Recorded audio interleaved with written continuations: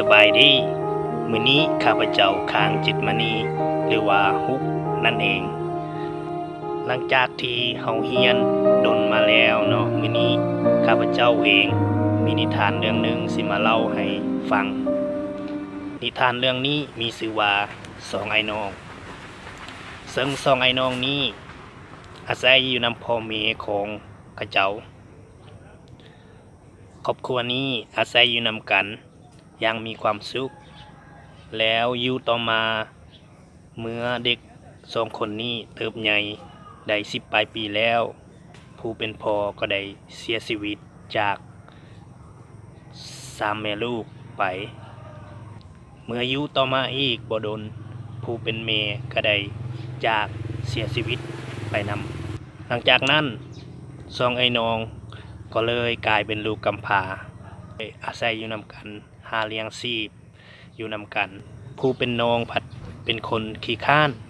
แต่ว่าผู้เป็นอายผัดเป็นคนดูมันขยันเพียร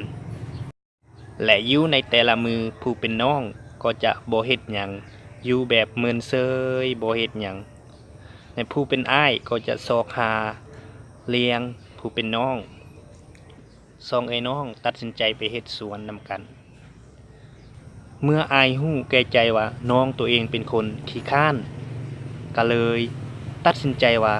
เดี๋ยวนี้เฮาสิเฮ็ดแบบแบ่งเขตรับผิดชอบเมื่ออายหันคิดแนวนั้นแล้วก็มาเว้ากับน้องว่าน้องเอ้ย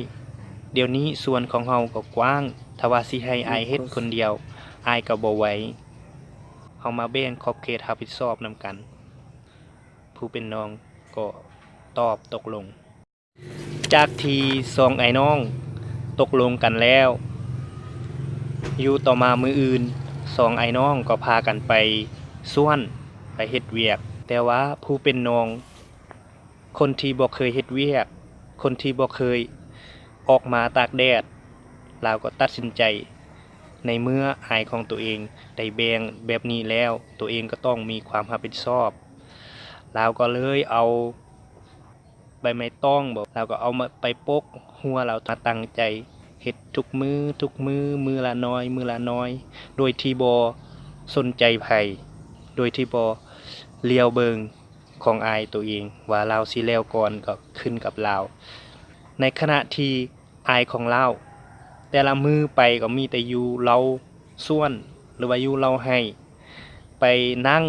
ไปนอนไปจี้ว่ามื้อนี้เฮาสิเฮ็ดฮอดบ่อนนี้เฮ็ดฮอดบ่อนนั้นเฮ็ดยามใดก็ได้เฮ็ดยามใดก็แล้วเอาเว้าแล้วเราก็เมื่อนอนตามความสบายใจ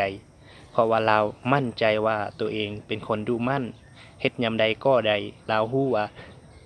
น้องของตัวเองเป็นคนขี้คร้านเราก็บ่ได้ใส่ใจคือกับตัวเองเมื่อเวลาผ่านไป1 เดือนผู้เป็นน้องก็สำเร็จก็แล้วในขณะที่ผู้เป็นอายยังบ่ได้ลงมือเฮ็ดแม้แต่มือเดียวสำหรับนิทานเรื่องนี้สอนให้เราฮู้ว่าถึงเราสิมีความดูมั่นความรู้ความสามารถแต่ถ้าหากเราบ่ลงมือเฮ็ดเราก็จะบ่ประสบผลสำเร็จในชีวิตคือดังผู้เป็นอายเรามีความดูมั่นแต่เราบ่ได้ลงมือเฮ็ดเราก็เลยบ่แล้วเวียกบ่แล้วหน้าที่ของเราฉะนั้นเมื่อทุกคนมีความฝันแล้วมีเป้าหมายแล้วถ้าอยากประสบผลสำเร็จ